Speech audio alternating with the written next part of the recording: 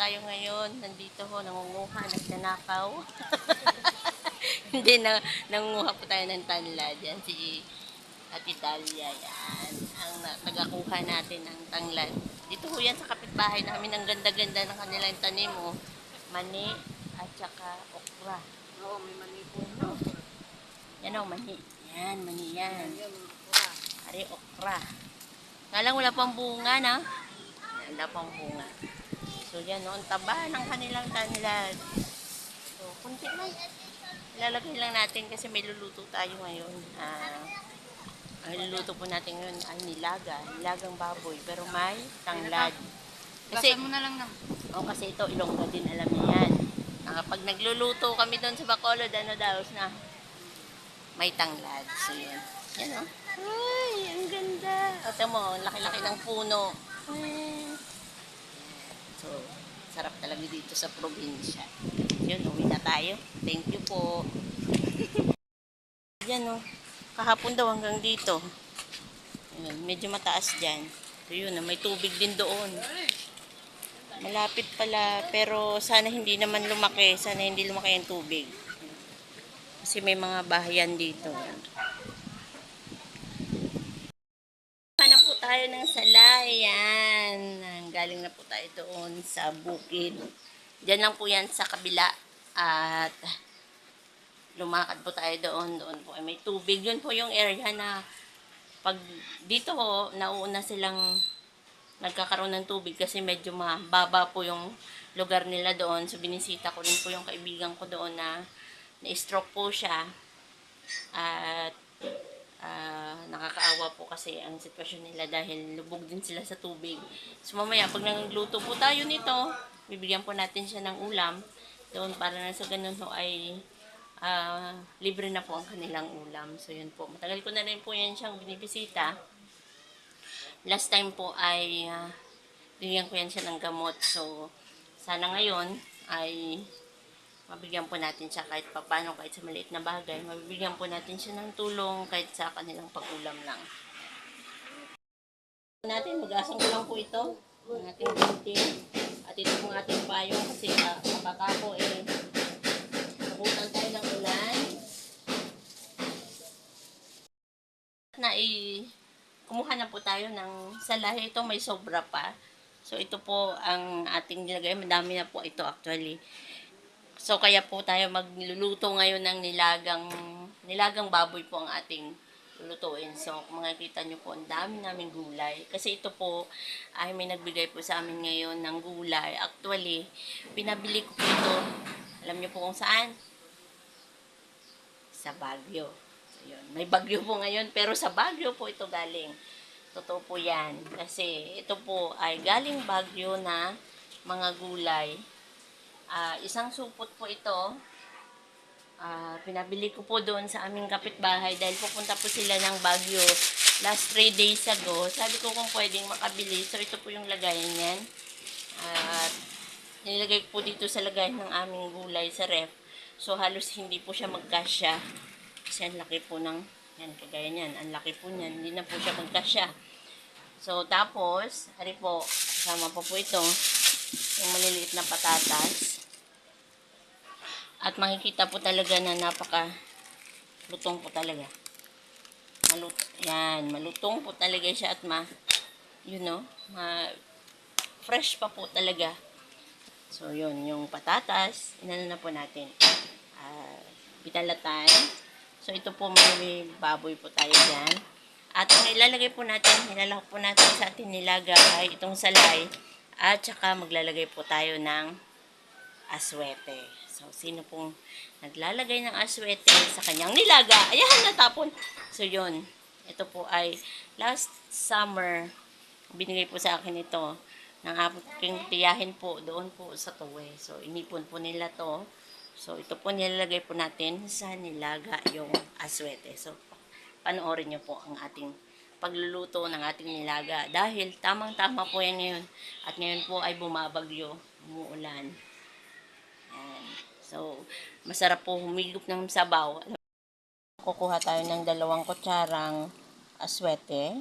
Yan. Pero kung may aswete or anato powder na po kayo, okay lang po yan. So, ito, meron po tayo kasing nakatambak na po dito, no?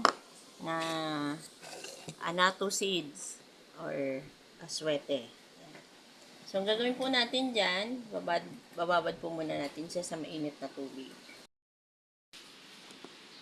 So, yun guys, at hinugasan ko po muna yan, ang ating anato seeds, at lalagyan po natin siya ng mainit na tubig. So, yun, para babad po natin muna siya. At ito na po, at lalagyan na po natin ng asin, ang ating tubig.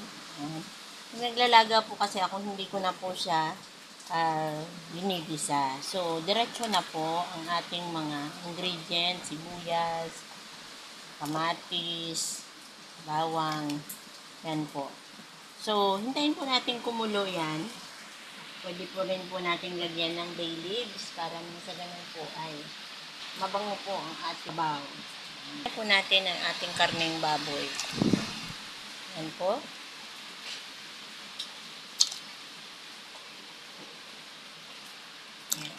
So, hintayin po natin kumulo yan at lumambot po ang baboy. Saka po natin ilalagay yung iba pang ingredients. Tatakpan ko po muna.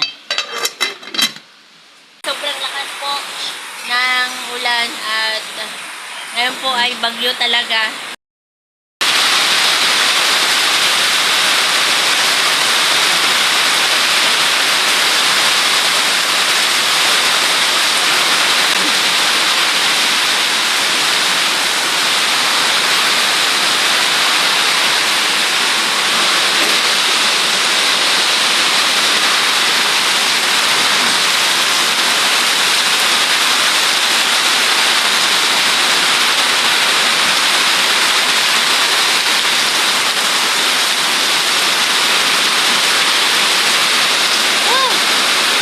Sobrang lakas ng bagyo.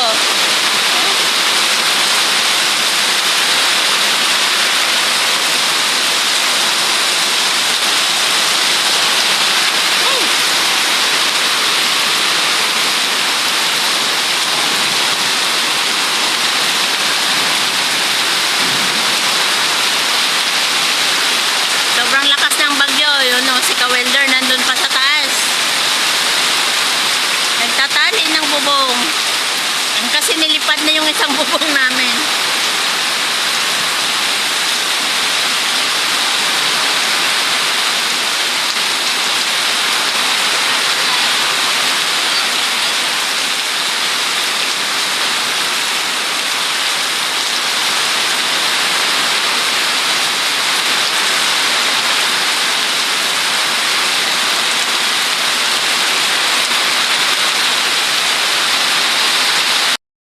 Nato po natin ang ating gulay, no, na may nanilaga. So, hindi ko na naipakita, pasensya na kasi nag-brown out po dito. So, ito po ang ating gulay na niluto.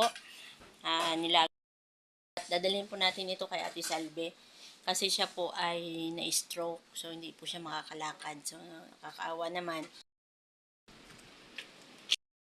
Andito yung anak niya si Marshall. Ay, nagbablog din pala. So, yun, dadalhin natin kay Ate Salve. Kasi kanina, sinabi ko na ano, ayan. Yan yung bahay ni Ate Salve. Yan, ito si Ate Salve. At bibigyan natin ng ng ulam yan. Ate Salve, ilang taong ka na nga? At ang asawa ni Ate Salve yan. Titrain na po ako. 53 na. Si Ate Salve po ay na-stroke, no? Yung kalahati po ng katawan niya ay hindi niya Ito nga maano eh. Yan, kukunin ko na lang yung ano. Yan. Kasi ang init. Kaya pagpasensyahan nyo na po yan. Salamat po. Ayun kanina. Si Ate Salve ay kaibigan ko po ito. Yun, nakaraan. So, dito po sila nakatira. Ilang nga ang anak mo, Ate Salve? Ilan nga sila? 10. Wala naman dito. Hindi na dito nakatira. Hindi na nakatira. So, tipid pa yan si Ate Salve? 10. Na ibigay na po natin doon kay Ate Salve, no? Ang ulam. So, yun po. At ngayon po kakain na tayo. Si Julia nakain na. Si Ka-welder nandun pa sa labas. At ngayon po patuloy pa rin ang ulan po dito sa amin. So, medyo tumila-tila na ng konti pero madilim pa rin po ang langit. So, ito po yung pinaglutuan natin. Yan, tamang-tama po yan ngayon sa Tag-ulan. So, yan. Yung, kaya po naging kulay ganun po dahil gawa po ng aswete na nilagay po natin, no? So, ang nilagay po natin doon na ingredients ay yung baboy nga po natin. Nilaga lang po natin, hindi natin ginisa. So, pinalambot lang po natin siya doon sa sabaw. Tapos, nilagay po natin ang patatas, yung carrots. Yan. Nung lumambot na po yung patatas tsaka carrots, nilagyan po natin siya ng bell pepper at tsaka po ng chili. Kung ayaw nyo man po ng chili, okay lang. Tapos, nilagay po natin ang Baguio Pechay, yung atin pong beans, at nilagyan po natin ng konting seasoning, no? At yung ating pampabango, ito po, yan, ating salay. So, yun guys, sana po may natutunan po kayo sa ating luto ngayong araw na ito. So, sa susunod na vlog. Bye-bye!